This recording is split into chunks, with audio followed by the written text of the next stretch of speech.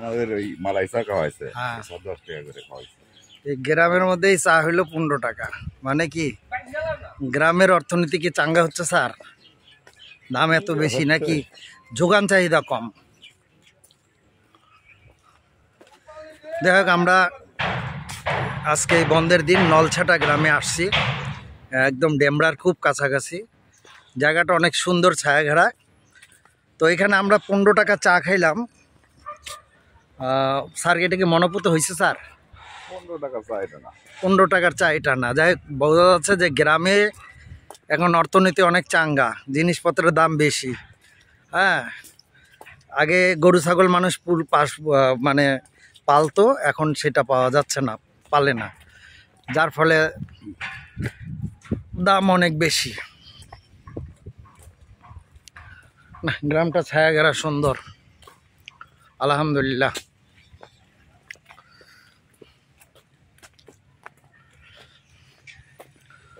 চতুর্দিকে যেহেতু পানি আসছে, এটা একটা খামার বাড়ি। নিজ হাতে তরকারি বনে যে লোকটা কলমি শাক কাটতেছে, দেখেন আমরা দেখাচ্ছি, উনি কলমি শাক কাটতেছে। কাটার পরে নিয়ে গিয়ে বিক্রি করবে। আসসালামু আলাইকুম চাচা, ভালো আছেন? কি শাক কাটতেছেন? যাক, ভালোই। পুকুরের ধারে গ্রামে এগুলো পরিকল্পিত বাগান করছে, দেখেন খামার বাড়ির মতো, অনেক সুন্দর। বৃষ্টি আসবে আসবে ভাব, চারিদিকে অন্ধকার হয়ে আসছে। আপনাদেরকে আর একটু সামনে আমরা নিয়ে যাচ্ছি।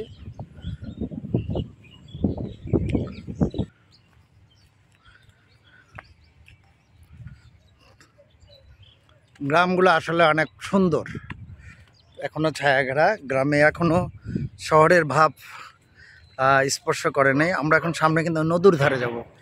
এই নদীটার নাম হলো বালু নদী। এখানে এই যে বালু নদীর, এটা হচ্ছে নৌকা ঘাট। প্রচুর পরিমাণ পানি এই বছর হয়েছে, বিশেষ করে গোমতী নদী থেকে শুরু করে সমস্ত নদ নদীর পানি কিন্তু এখনও অনেক প্রচুর বেশি। নৌকাগুলা কিন্তু অনেক কাছাকাছি। ওই আমরা যে জায়গাটা আসছি এটা হলো তিতুমিরের বাঁশের কেল্লা। তিতুমিরের বাঁশের কেল্লা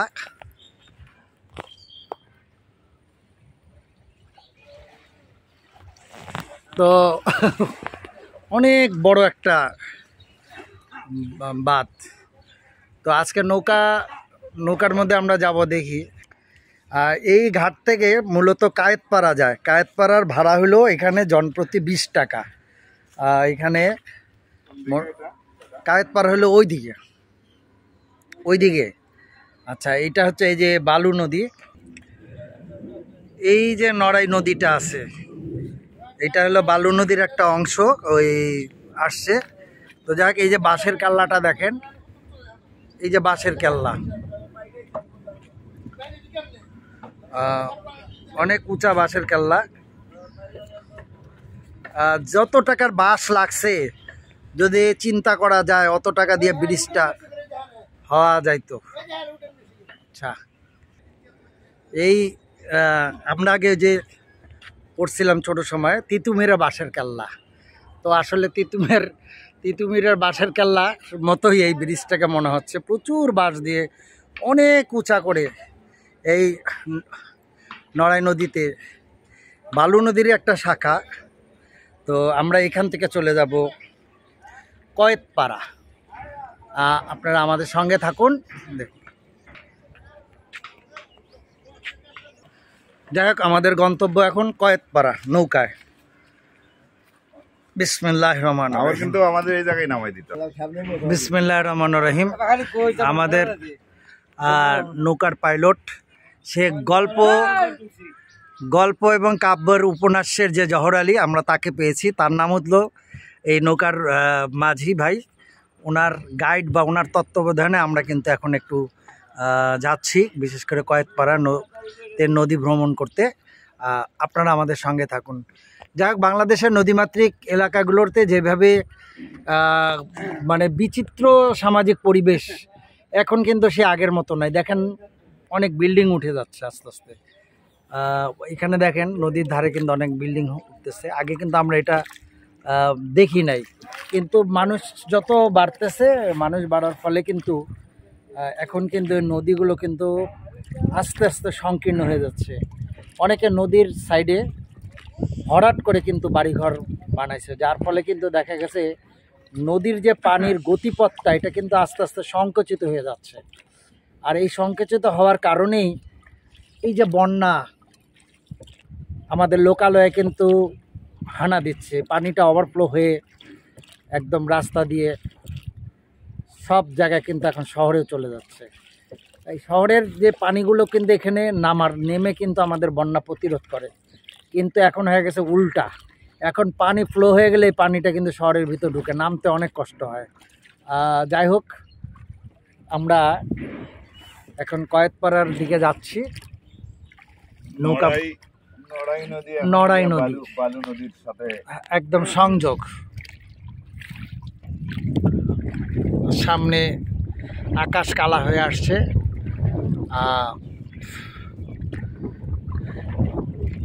যাই হোক, আপনাদেরকে নিয়ে যাব, পরবর্তী সময় দেখা হবে। আসসালামু আলাইকুম। আমরা মেরাদিয়া থেকে এই মেরাদিয়া বাজারে আসছিলাম। বাজারটা দেখেন, বটগাছের তলায় ছায়া শীতল বাজার। তো এই বাজারে আমরা আসছি। আমরা এখন শেষে রওনা হয়ে যাচ্ছি নদীর কূলে। এই বাজারটা আগে এই জায়গা ছিল, নদীর ভাঙনের জন্য কিন্তু আস্তে আস্তে একটু উপরে চলে গেছে। যাই হোক, এবার কিন্তু পানি প্রচুর হয়েছে এখন আমাদের যাওয়ার সময়। ওইটাকে সাবমেরিন, ওটা আসতেছে, বড় একটা সাবমেরিন আসতেছে। যাই হোক, আমরা বাজার থেকে চলে আসলাম। এই বাজারে আসলে পরে এই বট গাছটাই হচ্ছে মানে কি কালের সাক্ষী। এই বট গাছটা দেখলে আমরা বুঝতে পারি, নৌকা স্টিমারে যেখানে যাই না কেন আমরা বুঝতে পারি যে হ্যাঁ, এই মেরাদিয়া বাজারে আসছি। একসময় বাজারে গ্রামীণ যে হাট বাজারটা এগুলা ছিল, কিন্তু এখন সবাই শহর কেন্দ্রিক হয়ে এই গ্রামে এখন কিন্তু ওই আগের মতো ওই গ্রামের হাট বাজার থাকে না। আগে এখানে হাঁস মুরগি সব দেশি জিনিসে পাওয়া যাইতো। তো এই নদীটা বর্ষার সময় রূপ ছিল অনেক সুন্দর। আর এই বর্ষার পরে কিন্তু এই নদীটাতে কালা পানি চলে আসবে। বিশেষ করে এই পানিগুলোকে বলা হয় কি বলবো, মিথানল মিশ্রিত পানি। মানে যত রাসায়নিক পচা কালা পানি, মানে এখানে যাওয়া যায় না। তারপর এখানকার মানুষগুলো কিভাবে যে থাকে, এই যে নদীর কিনারে এই যে বাড়ি উঠাইছে, বাড়িঘর দেখেন, এখন কিন্তু অনেক বাড়িঘর হয়ে গেছে। এই যে একটা বিশাল বড় সাবমেরিন বালু বোঝায়। এই আমরা কি ওই যেটাকে ছাড়ছিলাম ওইখানে, ওইটা নাকি? হ্যাঁ, ওইটাই মনে হয়। না না না না, ওইটা এটা না, ওই মডেলেই যে বালু বোঝাই। যা খুব ধীরে ধীরে যাচ্ছে, ঠেকে গেছে নিচে, খুব ধীরে ধীরে যাচ্ছে।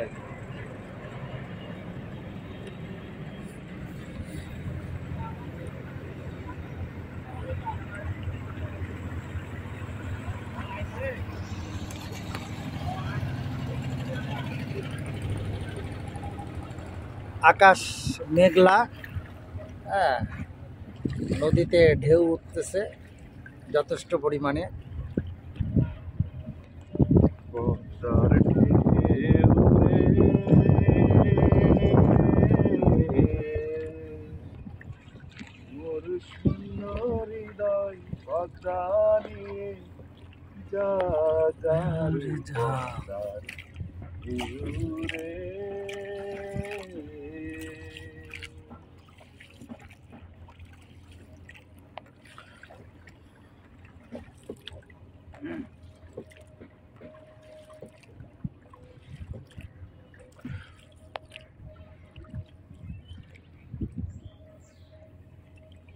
এই যাওয়া যদি সাঙ্গ নদীতে হইতো, হ্যাঁ, মনে করেন যে অবস্থা খারাপ হইতো। গুড়ি গুড়ি বৃষ্টি পড়তেছে, আমরাও তাড়াতাড়ি চলে যাব। হ্যাঁ, ও মাছ পাইছে, ভালোই মাছ পাইছে, কিন্তু আপনার মতো না, ও মাছ অর্ধেক বকে খাওয়া ফেলাইতেছে। ও নিজে না খায় বককে খাওয়াইতেছে ছোট মাছ সব। মেঘলা আকাশ মেঘলা দিনে মেঘে ঢাকা জোছনা, একলা বাতাস একলা বনে তুমি ছাড়া যাব না। শ্রাবণ জলে ভিজে ভিজে ভালোবাসা নেব খোঁজে, ভালোবেসে অপরাধী ও দুজনায়। মেঘলা আকাশ মেঘলা দিনে মেঘে ঢাকা জোছনা, একলা বাতাস তুমি ছাড়া যাব না।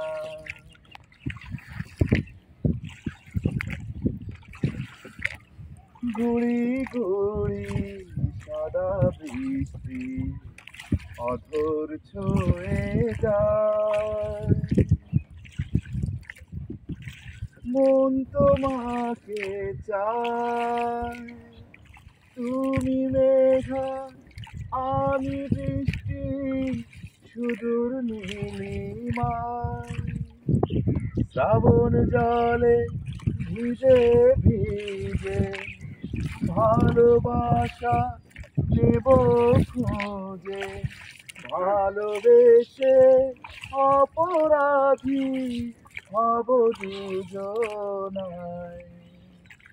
মেঘলা আকাশ মেঘলা দিনে মেঘে ঢাকা জোছনা, একলা বাতাস একলা বনে তুমি ছাড়া যাব না।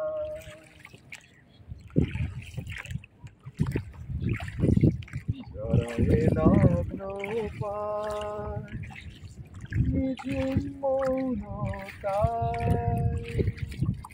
তুমি মেঘা আমি বৃষ্টি নীলিমা, শ্রাবণ জলে ভিজে ভিজে ভালোবাসা নেব খোঁজে, ভালোবেসে অপরাধী হব দুজনায়। মেঘলা আকাশ মেঘলা দিনে মেঘে ঢাকা জোছনা, একলা বাতাস একলা বনে তুমি ছাড়া যাব না।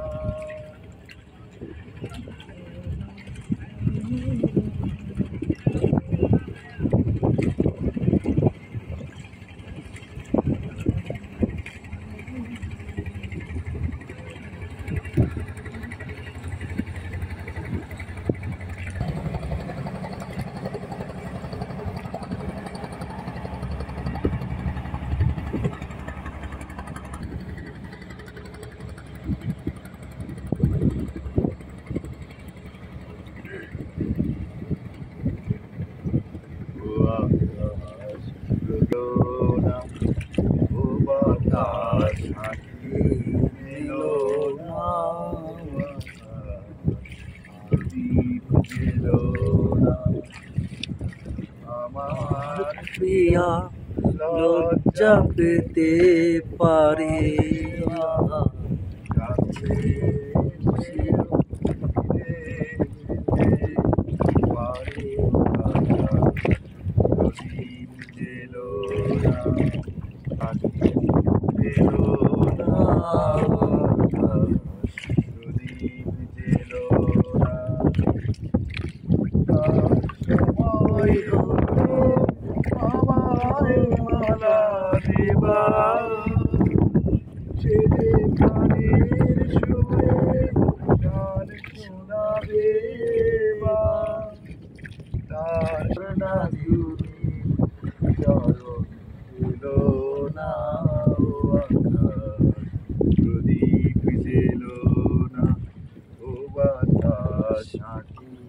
মেলো না ও আকাশ যদি ভিজেলো না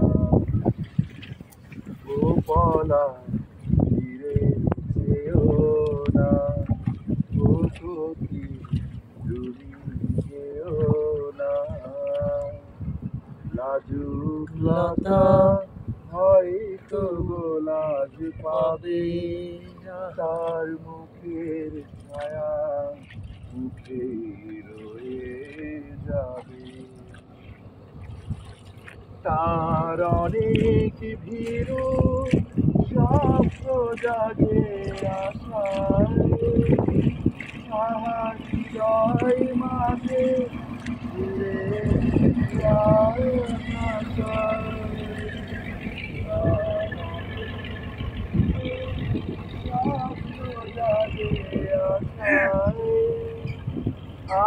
হৃদয় মাঝে সুরের খেয়া ভাষায় দোহাই বকুল ছন্দে তাহার গন্ধ দিল না ও আকাশ যদি পিছিল না ও বাতাস আঁকি মেলো না ও আকাশ যদি পিছিল না আমার প্রিয়া লজ্জা পেতে পারে আহা কাছে এসে ফিরে যেতে পারি ও আকাশ প্রদীপ জেলো না ও বাতাস আঁকি মেলো না ও আকাশ প্রদীপ জেলো